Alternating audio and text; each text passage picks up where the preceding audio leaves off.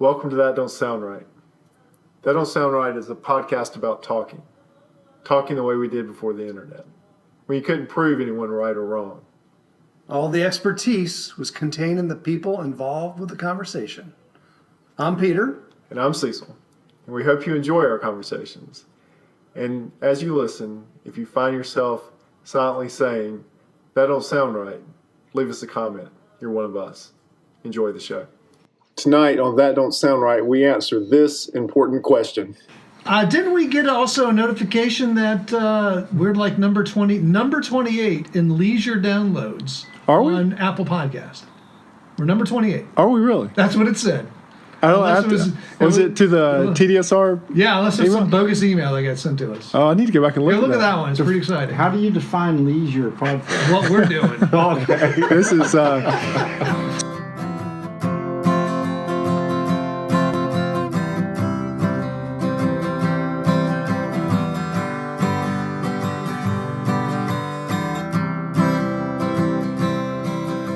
Hey, welcome to That Don't Sound Right. I'm Cecil. Hey, this is Peter. Hey, Peter. Hey, man. Good to be here. Back on the recording porch, I see. Well, COVID's got us back on the recording porch once again. It's your side of the family doing it? Yes. But it's not 27 degrees this time. Well, I'm still dressed about the same as we did last time. Yes. Yeah. It's still, it's not spring quite yet. So I wanted to tell you, we've picked up a listener in the Philippines. It's warmer there. But a shout out to listener number one. Listener number one in the Philippines. Hey, we appreciate you. And you're our entire Philippine program right now. So if you just get one more person, we have doubled our Philippine listenership. Well, I mean, he's got the whole Pacific Rim covered for us. So we got a special guest back with us tonight. Listener number one. Hi, Scott Grider here. Hey, welcome. Hey, back. Scott. It's great to be on the podcast porch. So the recording porch. Recording porch, sorry. All right, so Scott, as you remember, is the first listener of the podcast. True story. I ran across Scott at a picnic, and you had heard about the podcast from Cecil, and you told me straight up. He said, "You need to do it because I will listen." And sure enough, here he is. Now, listener number one. He started listening when it was me and Ella. Yeah, well, it was before I heard about it before it was a podcast, and I thought this was a winner. So I apparently am correct. It's taken off worldwide. We are the most downloaded podcast on our street that is created on our street. Nice. I like that record. Yeah, but we are at 935 downloads right now. Didn't we get also a notification that we're like number 28 in leisure downloads on Apple Podcast? We're number 28. Are we really? That's what it said.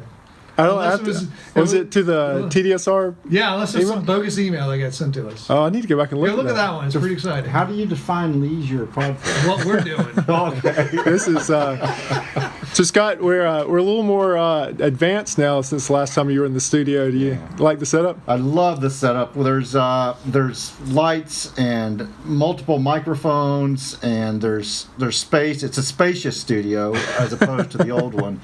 It is. It's pretty high tech. Yeah. No, I'm impressed to see that you've budgeted quite a bit of upgrades. So your episodes were 7 through 10, and you had one of the most downloaded episodes until we did the ozone episode, which is now the most downloaded episode. Which did we get something about that? A new listener told me that when you smell an electrical smell when there's a short. Yeah.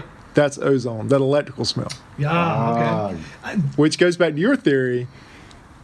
3 O2s can make 2 O3s. That's right. If you put enough electricity on it. Well, I think you can smell ozone during a lightning storm. Also goes back to your theory. That's right. He also said that someone's created a roller coaster that can hurt you. Like he pulls so many G's. But he didn't expound on that. Did he say where it was? He did not. Well, we need to go. That was a new listener, Bob. Oh, all right. Welcome, Bob. And also, we've got email from Brad, but we'll let you know. We'll get back to your email during the next mailbag episode. Yeah, Brad, we'll get back with you. I think you and I are getting lunch real soon here, aren't we? So we'll get caught up on this. So, Scott, Do you guys do lunch with all the people who write into the podcast? Not everyone, but so far it's two. Two, yeah. Scott and I had lunch just not oh really? yesterday. Yeah, we did. Yeah, wow, a long time ago. Maybe we should take each listener to lunch. Oh, Wow. we'll see when that listenership happens. Who's going to the Philippines? Oh yeah, and we got one in Canada too. We'd have to go see. All right, you go to the Philippines, I'll go to Canada. We'll You can split drive a up truck that. up to Canada. We'll do that. So, how you been, Scott? I've been great. Thank you for asking. You had a particular so your episodes were on roadside finds, but you had a roadside event. I had something that made me stop and text Cecil happen to me. This was, I believe it was Interstate 85 northbound out of Charlotte. And it was a busy day, and the traffic started parting ahead of me, and there was in the left-hand lane what looked like a brand new, in its plastic wrapper, queen-size mattress. Wow. So let's talk about Interstate 85 out of Charlotte. This is about 4 or 5 lanes wide. Yeah, so technically... One way, right? It's a brand new road. Yeah. They've widened it. It's Yeah. about 5 lanes. On the It was technically in the lane second from the center, not the very left No, lane, okay. but there were still at least 2, I think, to the right of it. I know I drive fast Yeah. in that lane. Okay, well, For our international listeners, it's a major busy artery. If you ever seen pictures of a lot of cars just stopped or driving fast, yeah. thick, full of cars, this is it. So this was in the morning, mid-morning, past the rush hour slowdowns, and things were moving pretty good. So cars parted, see the mattress, I get over, same time see a guy in a pickup truck on the shoulder trying to figure out how to get the mattress. It became obvious to me that it'd come off his truck It was his mattress. and he needed to get it back. And then what I observed in my rearview mirror was just a thing of beauty. There were 2 semi-trucks side by side who slowed down and became basically a moving roadblock to let that guy. No kidding. Yeah, and he man. ran out. He got the mattress and he ran back to the side. And the trucks then just whizzed by. Yeah, and I thought that was an incredible pick, even if it was because of your own lack of tie-down straps. That actually don't sound right. If we were looking for a don't sound right moment, That's right. It was beautiful. I had to stop and text Cecil. yeah. Well, truckers used to be known as like they're what do they call the angels of the highway, or I mean, a trucker, like if you got in trouble, a trucker would They help would you look out. out for you. Yeah, they would look out for you. Yeah. Yeah, that was like in 50s and 60s. That was a big deal. I have seen a picture of a truck up on a lift, and wrapped around the prop shaft was a box spring, or at least a spring mattress, Oh wow. and it looked like the biggest mess you've ever seen. I mean, wires sticking out, foam and fabric just fanning out like a Christmas tree, just completely blown up, and the workers are just sitting there around looking at it, and they have no idea what they're going to do about this. It was just a complete mess. Somehow it got flipped up onto the prop shaft, and then just spun around a zillion times and got shredded and just wrapped itself around. Just throw Just the an truck amazing, away. just an amazing picture. Maybe that's why these guys are slowing down. Maybe that's it. Did it get towed in, or did they drive it in? I couldn't tell you. This is just a photo of a truck. Oh, you just saw the photo. Yeah, I just saw Okay. the photo. That would be interesting to know yeah. if they made it out or not. I'm sure it had a vibration. Yeah, something's It wrong. was probably brought in for. It vibrates at highways. Right. It's got a shimmy. It's got a shimmy above 65. Well, picking the mattress off of 85, we had another listener last week talk about upholstery picks and whether or not you had. So Brent had called in, left on the TDSR voicemail. Right. We have an exclusive voicemail. Right. So now there's a whole nother subdivision of Roadside Picks, and that's whether or not you would do a upholstery or not. One day I would like to be invited to do a show on, I don't know how to say it, Roadside Picks of things that used to be alive. Another subgenre. Yeah, subgenre. I actually have 2 human parts Roadside Pick stories to tell. Oh. Yeah. Well, that'd be a whole nother episode. I think it should be. Yeah. Human parts? Human parts, yes.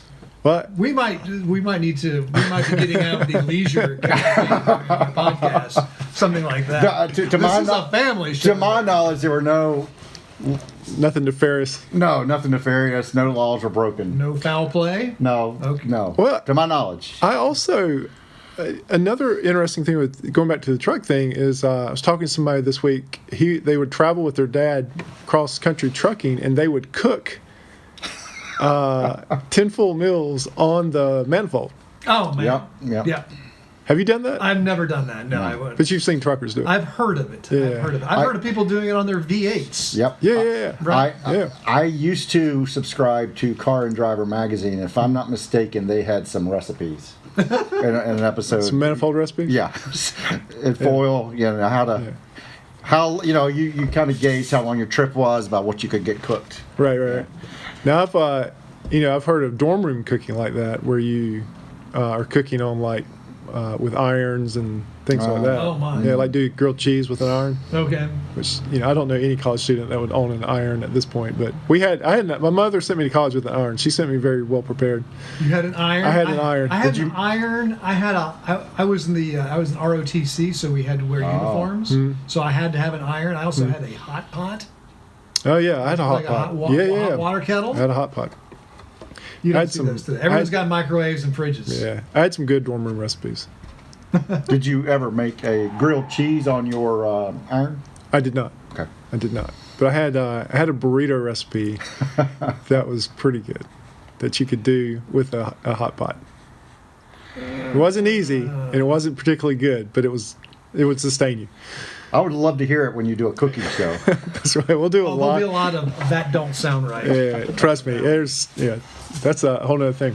Well, Scott, one of the big reasons we had you back is because we're setting up for the next episode, and that is about something that your grandfather created. Yes. I grew up in Blowing Rock, and my grandfather had lived there since the 20s. And he was, a small town, and he was quite a character and was well known. Mm-hmm. And he created a machine which he referred to as the Doodlebug. We're going to get into the Doodlebug in the next episode.